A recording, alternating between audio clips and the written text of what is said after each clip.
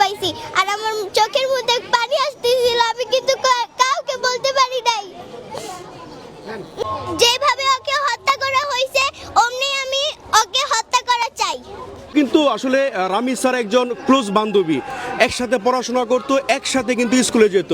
মানুষ বলতেছে কি ওই মারা গেছে আজকে, তারপরে যখন ওকে দেখতে আসলাম দেখি ওই মারা গেছে, ওর গলা একটা বালতিতে ফালানো, আর আমি দেখে বহুত কষ্ট পাইছি আর আমার চোখের মধ্যে পানি আসতেছিল, আমি কিন্তু কাউকে বলতে পারি নাই।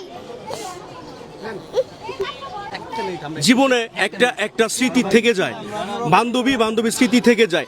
এতটুকু বাচ্চাকে একটা নরপিশাচ কিভাবে খাবলিয়ে খুবলিয়ে খায়?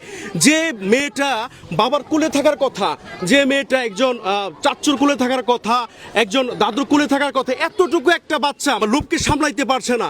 আপনারা দেখতেই তো পাচ্ছেন কতটুকু ছোট, এতটুকু ছোট একটা মেয়েকে একটা নরপিশাচ, এই সোহেল রানা নামে যে নরপিশাচ তাকে খাবলিয়ে খুবলিয়ে খেলো।